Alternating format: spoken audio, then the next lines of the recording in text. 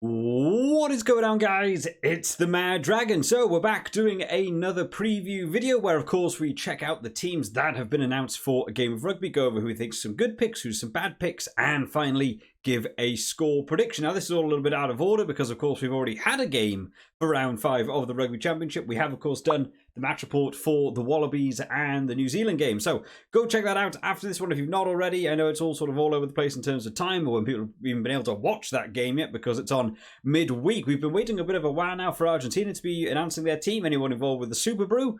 Hopefully you got your picks right because they did this team announcement after that game was already over. So, you know, if you didn't pick the right people, you're just going to have non-Argentinian people in your team, I guess. So let's start off by talking about Argentina first of all. So a couple of weeks back they played New Zealand and in terms of the scoreboard got absolutely hammered. There's no real way around that. They lost by a considerable amount. They conceded, I think it was 7 tries in the end. But actually, in terms of like watching the game, they really kept going. They didn't stop for a great portion of that game. Just a couple of things really let them down, and New Zealand just had a point to prove and found a way to do it. So going into this game, it's only upwards. Surely, you'd have to believe there's only upwards from here.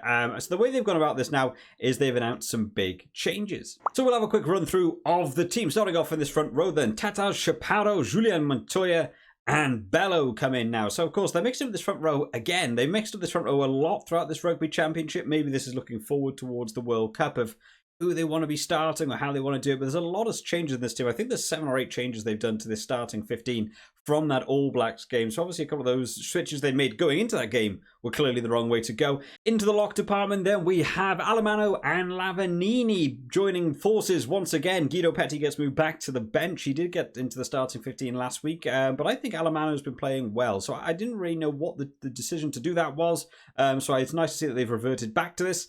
In the back row, Gonzalez, Kramer, and Pablo Matera. Still going full force. Those boys ain't slowing down because in five weeks of rugby, these lads still just charge their face first and just tackle anyone in front of them with brute force. So nice to see. It'd be nice to see a couple of them maybe get on the scoreboard this week in terms of tries if they can manage it. In the halfback partnership, we have Bertrano and Carreras meeting up once again. Now, of course, we had that shift up last week. We have Cubelli starting this week back to Bertrano. Personally, I'm preferring Bertrano at the minute, so I actually think that's a better switch. I'd probably rather see that. In the centre partnership, 2 more swaps up here. We have De La Fuente and Orlando coming into the centre partnership again. Their back line is pretty good, to be honest. In terms of the amount of people they have for each position that seem to be at a decent class of player, I like both De La Fuente and Orlando. Orlando especially, once he gets into a game, just finding room, and he really manages to make huge meters. You've just got to find in that bit of room to actually get away. And then in the back 3, Lucio Cinti, Boffelli, and Malia. Now, of course, Boffelli has been a bit of a shining star in this Argentina team throughout the past few weeks. His boot's been reliable. He's been getting high points. The only thing is you've got to be able to have penalties. That was something that just didn't come around in that New Zealand game. They just didn't give him the chance to score a lot of these 3 points that we've been seeing. There's really been a crucial part to them winning some of the games so far. It's been Boffelli just being reliable in ticking over the scoreboard for them. So not giving them penalties is a way to really neutralize this Argentina team out. If you can defend well and just not concede penalties, you really make them run out of options. So I'm sure South Africa will be watching that game that they had against New Zealand and seeing how they can try and implement that into their own game. In terms of the replacements, we have Augustin Creevy, Gallo, and Sclavi. So those boys will be coming on in the second half again. They're trying to mix this up. They're trying to find ways around this. I have checked out a couple of people's Super Brews team. People have got these people that are on the bench this week in their starting 15. It's a bit of a shame they didn't announce this team earlier, considering we had the midweek game, but not a lot we can do about that. The rest of the replacement forwards, Guido Petti, as we've already mentioned, moved back onto the bench, and Rodrigo Bruni comes in that 20 shirt. In terms of the replacement backs, Thomas Cubelli, who come on in that second half, Uda Pilieta, whose name I'm just going to keep getting wrong because I just can't pronounce his name right, and then finally Matthias Moroni coming in there. So I think the switches made to this team are better. I prefer this starting 15 that we see here compared to the 15 that played New Zealand. So I think they've made good changes here. I think this is the better way. The only one for me, maybe I would have Gallo starting in terms of that front row. I think the rest I would probably agree with.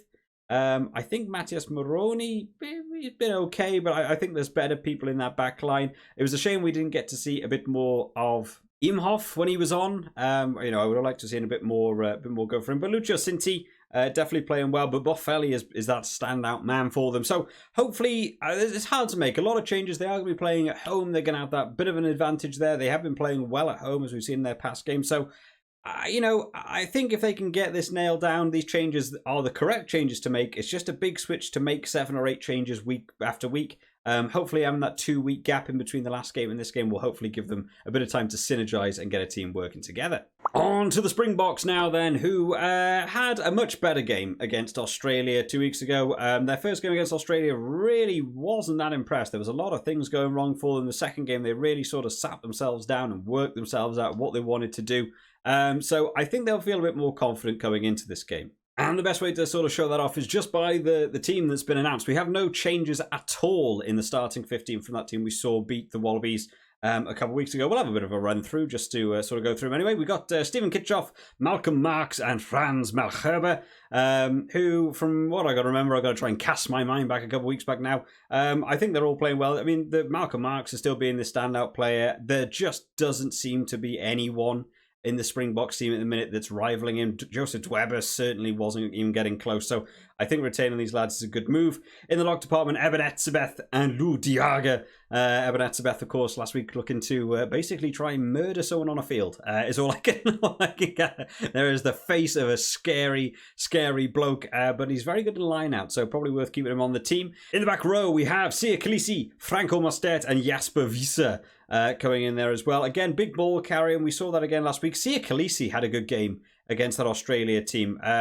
I thought it was very impressive. I think he's been playing well for quite a lot of the championship, but the last game we saw him, I really thought he stepped up. He really tried to lead from the front. So many massive tackles getting involved in every ruck, trying to get turnover balls. I was really, really impressed by him. So nice to see him making that a bit of a real sort of step up into this game, because that'll probably be the sort of leadership you'll need for a team that will come pretty hard at you like Argentina.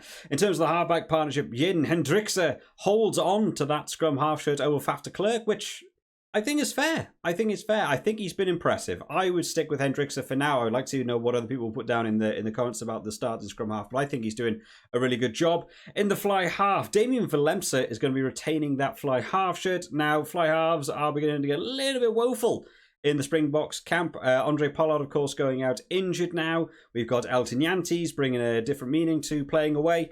So Damien Valencia is just going to be the lad filling in this 10 shirt. And to be fair, I haven't seen him play a lot at fly half, but the games I have seen him, he's doing well. I really like the different sort of ideas he brings to the team. There's a lot more versatility in the way they utilize him. He's not just a distributing 10. He's actually utilizing kicks, and not just little kicks for up and unders, hoping someone's going to chase them. He's looking for crossfield kicks. He's looking for chips over the top. He's looking to go himself if he can do. I really like it with that number 10 shirt. So I know what, I don't think it's a massive hindrance to them. It's just going to be, I'm not sure too much about who else is going to be replacement after we're seeing multiple fly halves drop out, sort of like we've had a bit with the Australian team recently. In the centre partnership, Damien Dialende and Jesse Creel. I'm trying to remember how Jesse Creel got on in centre. I don't really know him as a centre. I know a lot of people do. For me, I always think of him more as a winger. I don't believe he had a bad game against Australia. Nothing's jumping to mind anyway. And then finally in those back three, Makazole Mapimpi, Cannon Moody, and Willy Leroux. So hopefully we're just going to be keeping down on the yellow cards from Mapimpi. Again, it was a bit harsh last week, I thought, maybe with that yellow card for him. But he did get himself a try. Hopefully we'll be seeing him on the scoreboard this week. Cannon Moody got himself a try last week, didn't he? That was pretty impressive. So hopefully we'll see a bit more from him. Maybe they'll try and favour him a bit more. I do know we've got like Boffelli on the same wing as Mapimpi. Maybe they would favour going over Lucio Cinti's wing and try and get Moody get over some tries. Not sure they'll try and work that. And then Willy Leroux in that fullback shirt. Yeah, just got to keep on going. Again, avoid the yellow cards. We got to see that last week, didn't we? A little slap down. Just got to avoid those big issues. It's not always the worst thing to just concede points, but sometimes getting a yellow card's actually worse than conceding the point. So hopefully discipline maintains, but as a starting 15, you know, it worked last week. Why not do it again? In terms of the replacements then, Dion Furey comes in that replacement hooker shirt, Oxen Shea and Trevor Niakane. Yeah, this is a solid front row for me. Again, I still think Malcolm Marx is your go-to guy there, but I think in terms of replacement front row, I think this is definitely a decent row, especially in terms of the props going in. There's some heavy prop work going in there. As for the rest of the replacement forwards, we've got Elroy Liu and Quagga Smith, who's had some pretty immense games throughout this tournament. So really looking forward to see a bit more of Quagga Smith. Going for the 5-3 split.